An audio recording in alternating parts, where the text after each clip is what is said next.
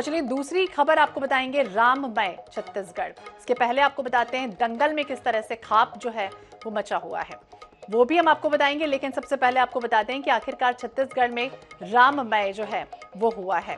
छत्तीसगढ़ में अरण्यकांड पर आधारित थीम बनाई गई है। रामायण महोत्सव चल रहा है, विदेशी कलाकार जो है वहां पर मंचन कर रहे हैं। मुख्यमंत्री भूपेश बघेल ने इस महोत्सव का शुभारंभ कर दिया है। रायगढ़ में 3 दिवसीय राष्ट्रीय रामायण महोत्सव का आगाज हुआ।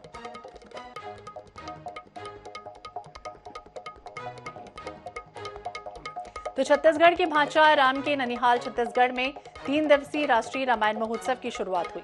महोत्सव में भाग लेने के लिए देश के अलग अलग राज्यों के अलावा इंडोनेशिया, कंबोडिया से मंडलियां पहुंची। आपको बता दें कि भगवान श्री राम ने अपने वनवास काल में ज्यादातर समय छत्तीसगढ़ में ही बिताया था। राज्य सरकार वनवास के दौरान भगवान श्री राम जहां जहां से गुजरे थे उन स्थानों को राम वन गमन पथ परिपथ के रूप में विकसित कर रही है। लिहाजा इस महोत्सव के लिए अरण्यकांड की थीम को चुना गया। अरण्यकांड तुलसीदास कृत रामचरितमानस और वाल्मीकि रामायण का एक ऐसा हिस्सा है जिसमें भगवान श्री राम के वनवास के दिनों का वृत्तांत है।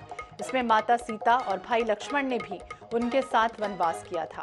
छत्तीसगढ़ में ऐसी 9 पुण्य भूमि है जो राम वन गमन परिपथ में शामिल है। रायगढ़ में मुख्यमंत्री भूपेश बघेल ने इस महोत्सव का उद्घाटन कर दिया है। रायगढ़ के ऐतिहासिक रामलीला मैदान में राष्ट्रीय रामायण महोत्सव पर पूरा माहौल राममय नजर आ रहा है। देश विदेश से यहाँ कलाकार पहुंचे हैं। इसके अलावा रामायण पर काम करने वाले विद्वान कार्यक्रम को लेकर खास से उत्साहित नजर आए। आयोजन के लिए सभी एक स्वर में राज्य सरकार की तारीफ कर रहे हैं। तो महोत्सव में देश विदेश की मंडलियों की प्रस्तुतियों के अतिरिक्त प्रख्यात कवि कुमार विश्वास, भजन गायिका मैथिली ठाकुर की भी प्रस्तुति आयोजित होगी।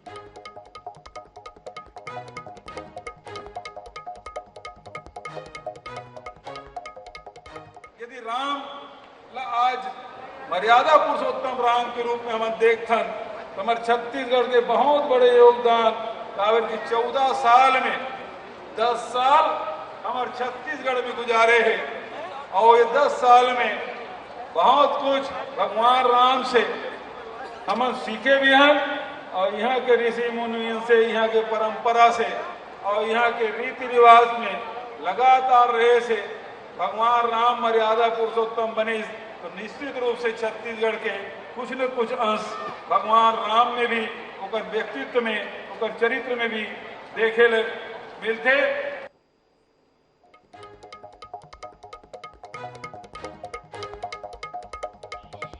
तो भांचा राम का पुण्य स्मरण किया जा रहा है। राष्ट्रीय रामायण महोत्सव का आगाज हो चुका है। 3 दिवसीय कार्यक्रम आयोजित होगा जिसमें देश विदेश के कलाकार यहां पर पहुंचे हुए हैं। खास तौर से आपको बता दें इंडोनेशिया, कंबोडिया, जहां पर राम जी के जीवन चरित्र को लेकर कई तरह के जीवन चरित्र, कई तरह के शैल चित्र आज भी मौजूद हैं। उनकी जीवनी आज भी वहां पर वृत्तांत सुनाई जाती है और वो सब मंचन होगा रायगढ़ में। 3 दिवसीय इस कार्यक्रम का आयोजन हुआ है जहां मुख्यमंत्री भूपेश बघेल ने इस कार्यक्रम का उद्घाटन किया। वनवास का लंबा काल जिस तरह से अरण्यकांड में वृत्तांत है वाल्मीकि रचित रामायण में, उस कांड को लेकर खास तौर से 3 दिवसीय इस कार्यक्रम का आयोजन हुआ है। ज्यादा जानकारी के लिए हम बात करेंगे, हमारे विशेष संवाददाता सोनल कौशल हमारे साथ लगातार बनी हुई हैं और उनसे भी जानेंगे कि किस तरह से जो कार्यक्रम है वो आयोजित हो रहा है। सोनल जी, जिस तरह से आपसे जानना चाहेंगे कि राममय छत्तीसगढ़ पूरी तरह से रंगा हुआ है और 3 दिवसीय इस कार्यक्रम का आयोजन हुआ है, क्या जानकारी मिली अब तक? आप जब वहां पहुंची आपने देखा कि जब मुख्यमंत्री वहां पहुंचे और उन्होंने पूरी तरह से उसका उद्घाटन कर दिया, किस तरह का माहौल अब स्थितियां देख पा रही? जी बिल्कुल श्वेता, वाकई में पूरा राममय जो है इस वक्त छत्तीसगढ़ दिखाई दे रहा है। उसकी वजह यह है कि रायगढ़ में जो 3 दिवसीय महोत्सव चल रहा है, राष्ट्रीय रामायण महोत्सव, इसकी गूंज न सिर्फ छत्तीसगढ़ में पूरे देश में सुनाई दे रही है। उसकी वजह यह है कि 12 राज्यों की टीमें यहाँ पर आई हुई हैं और 3 समितियां जो कि रामलीला प्रस्तुत करती है वो छत्तीसगढ़ की है। इस तरह कुल 15 टीमों का यहाँ पर जो है आयोजन किया गया है।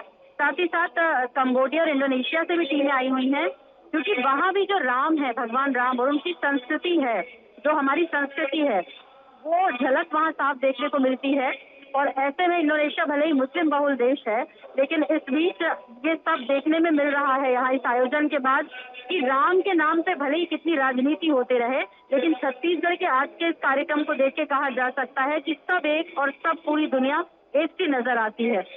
बिल्कुल सोनल जी, ये तस्वीरें भी हम देख पा रहे थे और कि जिस तरह जब मुख्यमंत्री भूपेश बघेल ने उद्घाटन किया तो पूरी तरह से राममय भक्तिमय वो स्थितियां दिख रही थी, वो माहौल दिख रहा था। अब आप वहां पर पहुंची हुई है तो किस तरह का माहौल है? अब आगे जो कार्यक्रम है वो किस तरह के तय किए गए? देखिए श्वेता, अभी फिलहाल यहाँ पे हनुमान चालीसा का पाठ हो रहा है और उसके बाद कंबोडिया से जो टीम आई है वो कंबोडिया में जिस तरह से भगवान राम की कथा का, रामायण का जो मंचन होता है उसकी प्रस्तुति होगी। इसके पहले मुख्यमंत्री भूपेश बघेल ने दीप प्रज्वलन किया और फिर राजगीत हुआ, जैसे कि विधिवत शुरुआत होती है। उसके बाद अतिथियों को स्मृति चिन्ह भेंट किए गए और फिर सभी ने इस राष्ट्रीय रामायण महोत्सव की जो विशेषता है, इसका जो आयोजन है उसे लेकर संबोधित किया। और इस वक्त यदि आप मेरे पीछे आवाज भी सुन पा रही हैं तो हनुमान चालीसा का पाठ इस वक्त चल रहा है, जो कि नियमित तौर पे 3 दिन होगा और उसके बाद जो विभिन्न मंडलियां आई हुई हैं वो अपनी प्रस्तुतियां देंगी। श्वेता जी, तो विविध मंडलियां अपनी प्रस्तुतियां देंगी और हनुमान चालीसा का पाठ 3 दिनों तक चलेगा। बहुत बहुत शुक्रिया सोनल जी बातचीत करने के लिए।